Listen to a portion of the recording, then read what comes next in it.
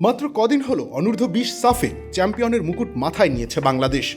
পেছনে আছে সামান্য একটা ভাইরাল হওয়া ভিডিও আর বাংলাদেশি একটা খাবারের দোকান। সেই ভিডিওর সুবাদেই সুলিভান ভাইদের সাথে জড়িয়ে গেছে বাংলাদেশের নাম।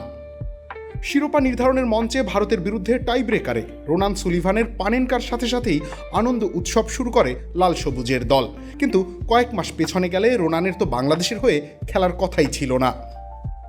ডেকলান আর রোনান সুলিভান দুই যমজ ভাই, দুজনেই এবারের সাফে খেলেছেন। শুধু খেলেছেন বলাটা সঠিক হয় না কোনোভাবেই, আগে যুক্ত করতে হবে ভালো বিশেষণ।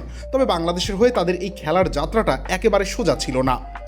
মার্কিন দেশে জন্ম নেওয়া রোনান আর ডেকলান না শুধু ফুটবলের পেছনে দৌড়ান তাদের বড় ভাই কুইন সুলিভানও, বরং তিনি বেশি জনপ্রিয়। খেলেন যুক্তরাষ্ট্রের মেজর লিগ সকারে, যেই লিগে এখন খেলেন স্বয়ং ফুটবলের বরপুত্র লিওনেল মেসি। কুইনের ক্লাব ফিলাডেলফিয়া ইউনিয়নের এক সোশ্যাল মিডিয়া পোস্টে দেখা যায় কুইন এক বাংলাদেশি খাবারের দোকানে বসে আছেন। একেবারে দেশি খাবার খাওয়ার ফাঁকে আলাপ করছেন বাংলাদেশ যে তার শেকড় সেই বিষয়ে, নিজের নানির বিষয়। সেখান থেকেই শুরু সমস্ত যাত্রার।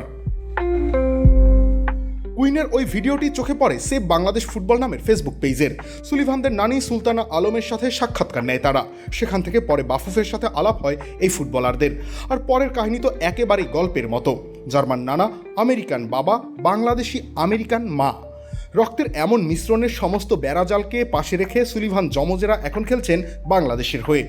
অনূর্ধ্ব-20 তো হলো, সামনে অপেক্ষা করছে জাতীয় ফুটবল দল। রবিউল ইসলাম রনি, খেলা ৭১।